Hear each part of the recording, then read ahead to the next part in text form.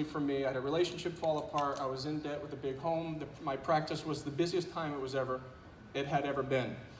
So 2 years after all that smoke clears, and that's why I asked you about cortisol, so I'm glad you all mentioned that, I'm dealing with a 5-inch tumor in my chest. So just as a little story, a little information about my story, I rebuilt myself back to excellent health. And I'm passionate about the products, the 4 products, at least some of the products that we use, 4 of them tonight, that really helped me rebuild myself back to excellent health. And so, for me, this was right after surgery and 7 months of chemo, and I rebuilt myself again back to excellent health. I just turned 50, and this August I am 10 years cancer-free.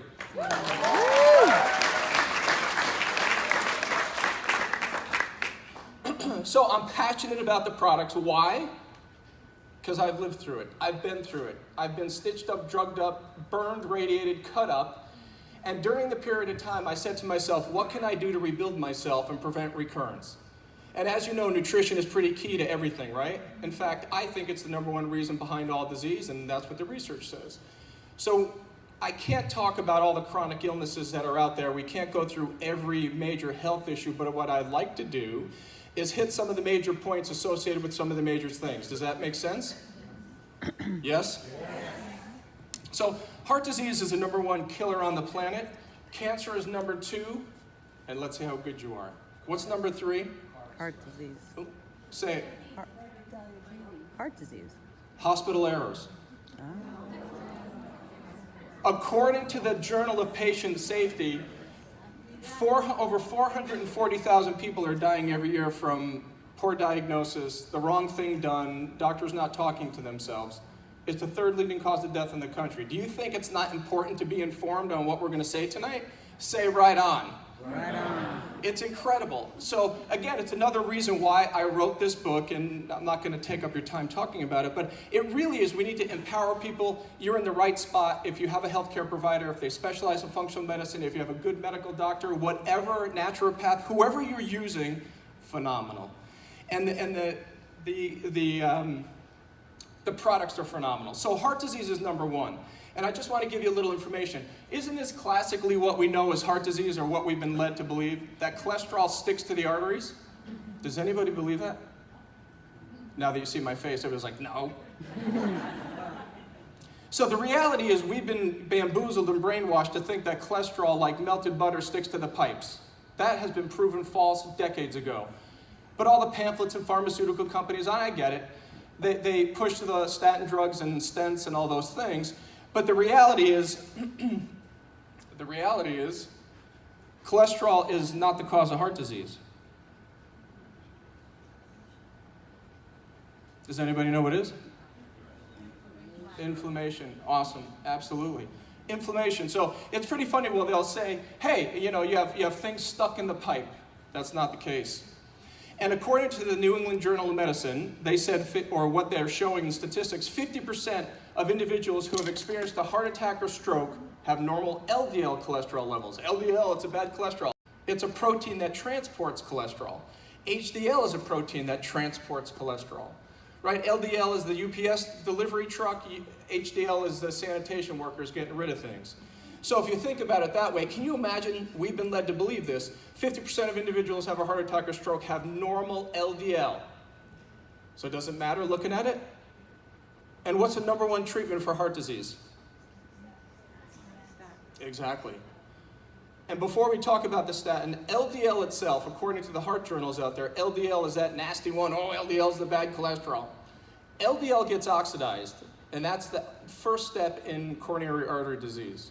Oxidation is free radicals. You ever hear of those? Free radicals bang things up. They steal electrons from cells, which renders it ineffective, or damages it, or kills the cell. That's why free radicals are so dangerous. So it's important to take antioxidants in, right, to get rid of free radicals. What's wild is, here's the research. This is current research on coronary artery disease. Can everybody see this?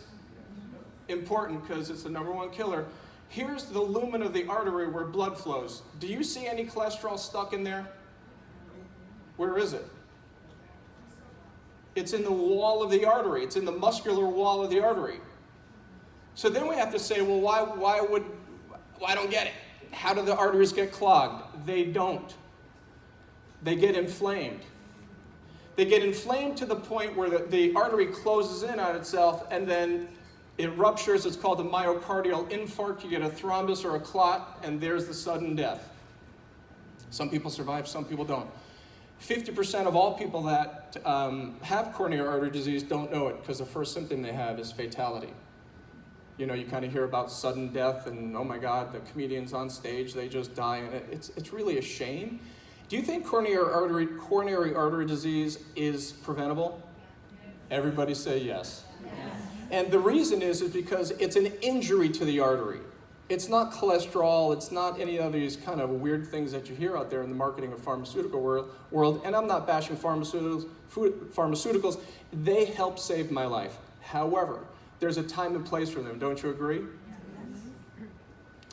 So it's kind of scary to see this stuff where there's a swelling of the artery. Cholesterol is inside the artery doing what? Fighting inflammation.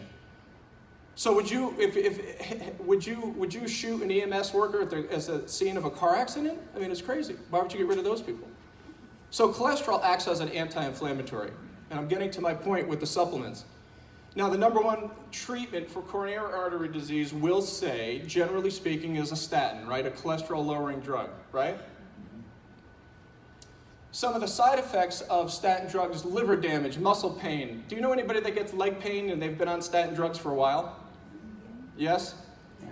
Statin drugs are pretty powerful. And there's what the literature doesn't tell anybody is statin drugs themselves reduces cholesterol, no question. It shuts off cholesterol production in the liver and the reduction of something called coenzyme Q10. Has anybody heard of that? Yes. What the data is showing, believe it or not, why the statins work as powerfully as they do is because the major reason why they work is it's an anti-inflammatory. Anybody hear of NF-kappa B? Any scientists, any biology nerds out here? NF-kappa B is a genetic switch that regulates all inflammation, for the most part, all inflammation. Statin drugs shut off this orchestrator of inflammation. It shuts off the genetic switch so your body doesn't produce inflammation. So if you look at studies or people talk about it, I'm in studies all day long, like they'll show studies where people on statins have reduced coronary artery disease, and the only reason it's an anti-inflammatory, not because it reduces cholesterol. The problem is statin drugs will create all these health issues and side effects and deplete CoQ10. From where? The heart, liver, and kidney. So I'm taking a drug to save my heart, but actually what it's doing is reducing coenzyme Q10 to the heart, and coenzyme Q10 is fuel. It's energy. So why would we take that away from the pump? Does that make sense? Does anybody in here know people that take statin drugs? Raise your hand. Are they all taking coenzyme Q10? No. They are after tonight. Really, seriously, it's pretty important. Now, if we say this, statins deplete the cells of CoQ10. So any one of the statins deplete CoQ10 in the system, heart, liver, kidney. And again, I don't think I'd want the fuel delivery to my heart to go away, do you? CoQ10. So all the statin drugs, believe it or not, any of the HMG-CoA reductase inhibitors, aka statins, cholesterol-lowering drugs, reduce coenzyme Q10 in those three major body systems. And then last, again, it's over and over, and the research is there, that the concentrations of your CoQ10 diminish when you take a statin. Now, why is this important? Why do I bring it up? Really for the punchline of coenzyme Q10. Because according to the data, CoQ10 protects LDL from oxidation. So like I showed you in the picture before, LDL brings cholesterol into the wall of the artery. LDL gets oxidized by what? Free radicals. The free radicals cause an immune response. Cholesterol ends up to reduce the immune response or regulate inflammation. And guess what happens? The artery swells from the inside out. So the artery starts to close in on itself. And the major key player in coronary artery disease is LDL oxidation, where that protein gets annihilated by free radicals. And the body says, hey man, this is damaged. Send in the white blood cells in the arterial wall because there's oxidized LDL. And there starts the inflammation. How early does that start? How early does atherosclerosis and plaque development start? Anybody know? Today, 2018. Anybody know the age? Yep, adolescence. Can you imagine? So how many kids do you know that have had a myocardial infarct, a sudden heart attack? Raise your hand. Nobody. Right, so it takes a long time for the inflammation to break down to then throw a clot into the lumen to shut blood flow out to your heart, whether it's in the widowmaker, any of the coronary arteries, whatever it may be. That's pretty scary, that what you're doing to yourself or what these kids, we're all going to prevent that, right? But what these kids have done to themselves based on sedentary behavior, not enough physical activity, junk food, you know the gig. And all of a sudden, they're creating coronary arteries, and then it's that person at 40 years old that passes, or needs stents, or needs bypass surgery, whatever it is. So the key to this is LDL oxidation. Now, CoQ10 is reduced from statins, LDL gets oxidized, and according to the data, CoQ10 protects LDL more efficiently than any other antioxidant. So think about it. You take CoQ10, you can preserve heart function. You take CoQ10, you increase energy for those 3 major organ systems. Does that sound like a right on or what? Say right on. Pretty logical, right? This is nutraceuticals. This is not pharmaceuticals. I'm not telling you not to take them, and I don't think any other healthcare professional would tell you not to take them for certain things. Pharmaceuticals are there for a reason, right? But what if we were to give you a substitution that may be more powerful? Wouldn't that make more sense? So that's CoQ10. This company makes a phenomenal fat-soluble and isotonic product. We don't have too much time to go through the biochemistry. And if any of you are not familiar with something called isotonic, it just means equal pressure, equal solution. When you add water to these powder nutrients, it's fast absorbing. So if that makes sense, it's just a faster way to get the nutrients into the digestive system and absorbed. So the company makes different variations of powder and oils and different things. They all work. Trust me, they all work. They work for me. They work for all the people that we see with chronic illness, heart disease, cancer, autoimmune diseases. It's absolutely phenomenal. So one of the most popular products that are there, and one of the most research-based, at least that I see, is this product called OPC3 and or the individual ingredients in those products are researched like, it's incredible, the research that's behind grapeseed extract, pine bark and red wine extracts, and all these others. Now, I know you're probably sipping red wine back there thinking, hey, this is great. No. Extract, not the wine, right? So let's just talk about a few things with OPC.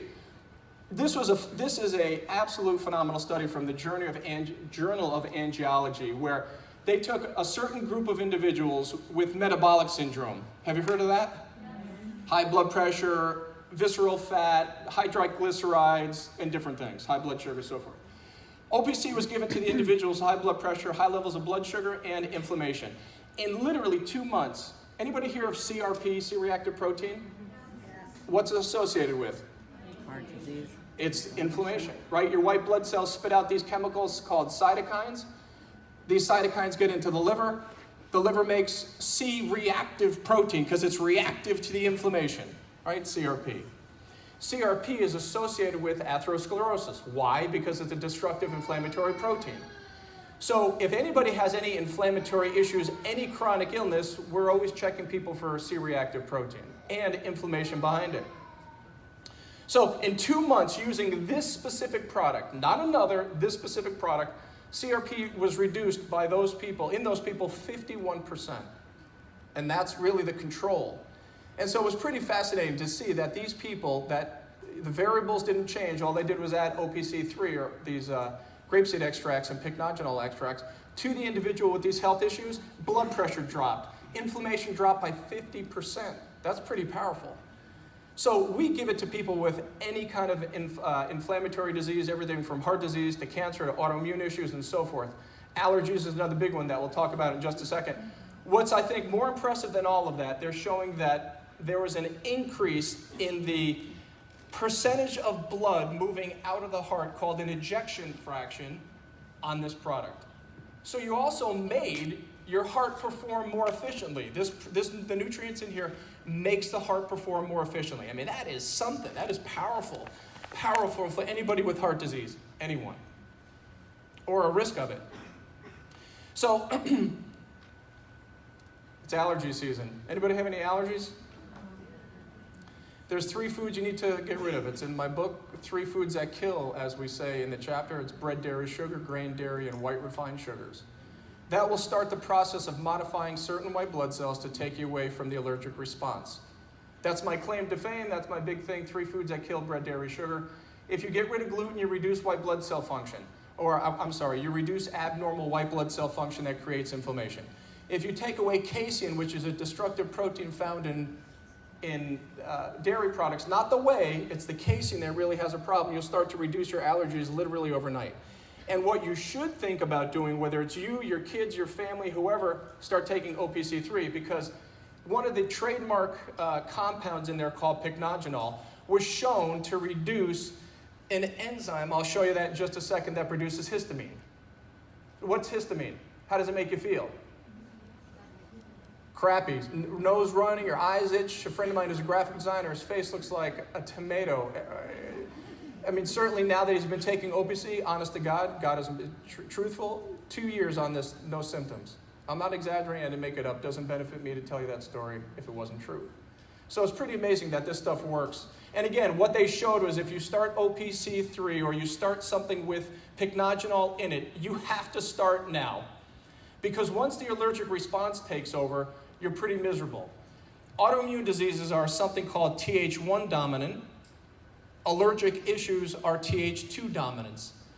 And so what they're showing with grapeseed extracts, pycnogenol, and different things, you're actually shifting Th1 and Th2 white blood cell function to normalize immunity. And so people's allergies improve. It's absolutely astonishing with just some basic nutrients. Just remember, no bread, dairy, sugar, and take your OPC3 and your allergies will start to improve. Trust me. How does it work? It shuts off the enzymes that make histamine. There's the mechanism. I didn't make that up. It's in the literature. It shuts off the enzymes that make histamine that make you miserable. Pretty awesome. So this was Ed Grant as a kid. Sorry, Ed. Wasn't me. So, again, we've all heard some of these things, and I'm throwing a few conditions out there based on certain products. So, one, we don't have a lot of time. And I just want to give you some things that may reframe your mind about all these things. Children with ADHD cannot inhibit themselves. They're impulsive. Their motor control is off because their neurotransmitters are off, like dopamine, norepinephrine, and some others based on the data. The right frontal lobe in most people with ADD, OCD, and anxiety, as I reverse that, people with OCD, ADHD, and anxiety have right frontal lobe issues. And basically what they're showing with some of the products with pycnogenol or these compounds in it was, and here's one study with the kids with ADD. 61 kids were evaluated to supplement 1 milligram per kilogram of body weight every day for 4 weeks. Now, 4 weeks isn't a lot of time. And what they showed after the study was 1 month of pycnogenol significantly reduced hyperactivity, attention, improved attention, and visual and motor activity. That's pretty powerful if you think about it, because everybody's saying, I'm just going to put my kid on Adderall, Ritalin, amphetamines, and all these other things. You may change a symptom, but what happens when you're taking a drug like that? Lots of side effects, right? Now they're snorting it and boiling it. I don't know what the hell's going on. Seriously. Pycnogenol or the French maritime pine bark extract reduces inflammation, oxidative stress. Oxidative stress sounds like what? Coronary artery issues, LDL oxidation. It's all free radical damaging. It was shown to improve cognition, function, attention, and mental performance. How cool is that? So it's very, very cool. These products are pretty powerful. Anybody like fish oils? Anybody eat salmon? It's awesome stuff, huh? So the third thing that I want to talk about, again, as we're pressed for time, are fish oils. Now, I'm sure you're all familiar with them, and cod liver oil, and the DHA, and the EPA, and the anti-inflammatories in there. But the reality is they are pretty powerful anti-inflammatories. So this is something that I spoke to a group in Atlanta on cognitive disorders. And what the research shows, evolutionary research shows that if you look at primitive skulls, what were those humanoids, whatever, what were they eating? Or let me say this, what weren't they eating? Well, excellent, good call. One, sugar, right? They certainly were eating bread, and they certainly weren't drinking the breast milk of a giant mammal, right? So they weren't doing that. Mostly plant-based foods.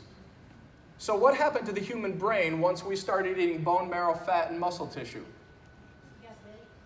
Our frontal lobes developed. So they're showing through time that essential fatty acids, omega-3 fatty acids and different things, really were some of the key nutrients to develop the frontal lobe. That's pretty awesome. So omega-3 essential fatty acids, you've heard of those. We've heard of omega-6, omega-9. There's different good and bads to all of those, but omega-3s are the big powerhouse as far as anti-inflammatories. Now, DHA is one of those compounds. It's an omega-3 fatty acid that has a major, major anti-inflammatory property to it. And again, our body doesn't synthesize it or make it, so what do we need to do? Take it. Eat it. It's called essential. So you could take it through foods, you could take it through supplementation. And supplementation is a sure way to get good nutrition into you, especially these products. So the data shows that they found evidence of performance improvement on tests of working memory when somebody just took DHEA. They took fish oil as your memory got better. Is dementia and memory loss a big issue now? Yes. As I've written in my book, Alzheimer's is now being classified as type 3 diabetes. Yep, I didn't make it up. I just put my twist into it. I put my spin on it saying it's an inflammatory diabetes of the brain. And what the research was showing in some of the evidence that I provided in the book was DHA is one of the things people need to do to reduce inflammation that is associated with an inflammatory diabetes of the brain, aka Alzheimer's. Pretty scary, diabetes, huh? According to Nutrition Journal, omega-3s are often deficient in patients suffering from mental issues. That's depression, OCD, anxiety, all the things that give us mental impairments and restrict our daily activities, and ADD and autism, right? So fish oil is very powerful to start changing brain function, and cognitive and behavioral issues. So if you yourself or you know somebody, please consider a good fish oil. Again, this company makes the best. According to attention disorders research, a group of children and adolescents with ADD were treated with omega-3 fatty acids for 6 months and dramatically reduced ADHD. It's not Ritalin, it's not amphetamines. Fish oils aren't addictive, are they? Not that I know of. Are there any side effects of a fish oil? Not that I know of. Who said that? A smell. It's true, right? How many people don't like the smell of fish? This is pretty pure, though. You're not going to burp up fish if you're taking this. I get it, though. I get it. Eve makes the best fish recipe out there. I'll give her that. So DHA supplements improve verbal learning, memory, word recognition. So if there's something wrong with your brain or somebody else, please recommend a fish oil, not only for the anti-inflammatory properties to it, but they're showing it increases brain function. And the last thing about fish oil is the Journal of Clinical Nutrition, or one of them, fish oil retards the growth of the atherosclerotic plaque, aka inflammation in the artery. Another reason to take fish oil, eat salmon or wild caught, not farm raised, right? Eat the wild caught seafoods. Supplement your diet with a good fish oil. It promotes the production of nitric oxide. What's nitric oxide do? Anybody know? Say it again. Excellent. Nitric oxide is a gas that's released from the artery itself that causes the muscles to relax. So if somebody has high blood pressure, maybe they're not making enough nitric oxide for a lot of different reasons. And so how about taking a fish oil and an OPC, which will increase nitric oxide and drop blood pressure? Doesn't that make sense? I mean, it's phenomenal. No side effects, but a lot of benefits. So it's not a single bullet with a single werewolf. It's not a single target. Fish oil can have huge modifications in the body. CoQ10 can have huge modifications in all physiological pathways. So it's not just one. You can't think of it as, I'm only going to take OPC because I have an allergy. No. You're getting a billion benefits, but you're only treating one symptom. So again, they have an adult form, they have a child's form with different levels of EPA and DHA. This heart health omega-3 has the highest concentration on the market of EPA and DHA as far as anti-inflammatory omega-3s. I suggest if you're doing an omega-3 in your diet or taking it, this is the one to take. And let's finish up with vitamin D. So vitamin D with vitamin K. How is vitamin D made in the body? Sunlight hits your skin. There's a compound in your skin, which is a cholesterol-based compound that then is converted into another funny compound that gets into your liver, and the liver throws it to the kidney, and the kidney makes a hormone called calcitriol. And it's the vitamin D, the calcitriol, or the 125 hydroxy vitamin D, that really is the powerhouse of why it works. Why are so many people deficient in vitamin D? Give me 3 reasons. Exactly. Probably number 1. Give me another. That's another good one. I'm going to take that. So give me the 3 reasons, or what you think the 3 reasons why we have a lack of vitamin D. A gentleman said a lack of exposure. Somebody else said covering up too much. Sunscreens. Not enough nutrient-dense foods. How about the one food I said before that the research showing a major reason for vitamin D deficiency? Survey said grains. Bread, grains. According to the data, the certain phytates, lectins, and different anti-nutrients that are found in grains are causing malabsorption of vitamin D when you eat anything with vitamin D in your diet. So think about it. All of a sudden, we've been around for however long we've been around. All of a sudden, we're vampires. We get into the sun. We explode in flames. I mean, it's crazy. We're putting sunscreen on our bodies all day. We're covered up. If the sun caused disease or cancer, melanomas, and all these things, why are we still here? And if meat was bad for you, why are we still here? What kind of meat is bad for you? There's 3 kinds of red meat. What are they? Well, that's actually a good answer. Pork, processed, grain-fed, grass-fed.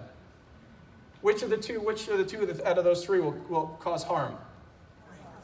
Grain-fed and processed. So what's wrong with good old grass-fed beef? And according to UConn and some other researchers, they're showing the nutrient composition. I'm sorry I'm going off on a tangent, but I'm passionate about this stuff. They're showing that the nutrient composition of red meat is equal to Atlantic salmon. And it's omega-3 fatty acids. Okay. That doesn't mean you become a carnivore, a T-Rex, and you're eating meat like all day long. We just use our sense about it.